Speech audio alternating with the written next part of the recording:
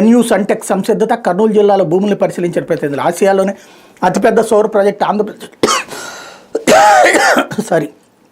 ఏర్పాటు కాబోతుంది. 10,000 కోట్ల పెట్టుబడితో 930 మెగావాట్ల సౌర విద్యుత్ ప్లాంట్తో పాటు 465 మెగావాట్ల బ్యాటరీ స్టోరేజ్ ప్లాంట్ను ఏర్పాటు చేయడానికి రిలయన్స్ ఎన్యూ సన్టెక్ ఇటీవల కర్నూలు జిల్లాలో పర్యటించింది అన్నటువంటి వార్తను హైలైట్ చేశారు. ఇది చాలా మంచిది. కాకపోతే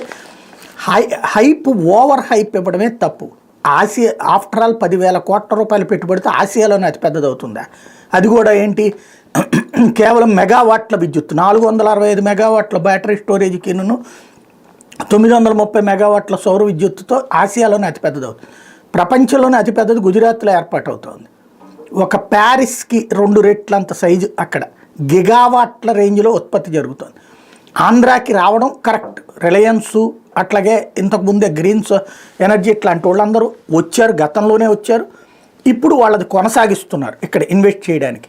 ఎందుకంటే మన దగ్గర ఉన్నటువంటి ప్రకాశం జిల్లా కానీ, కర్నూలు జిల్లా కానీ, కడప జిల్లా కానీ, అనంతపురం ఇట్లాంటి చోట్లన మండు టెండలు ఉంటాయి. అక్కడ కరువు ఎక్కువగా తాండవిస్తుంటుంది. అంటే ఎండలు ఎక్కువగా ఉంటాయి. ఎండలు ఎక్కువగా ఉండే చోట సోలార్ పవర్ బాగా ప్రొడ్యూస్ అవుతుంది. కాబట్టి ఆ దిశగా అడుగులు వేస్తున్నారు. అది చాలా మంచి ఆలోచన, దాన్ని సక్సెస్ చేయడం. కాకపోతే దాన్ని హైప్ ఇచ్చేటటువంటి క్రమంలో అతిగా ప్రచారం చేసేటటువంటిది సమస్య. లేకపోతే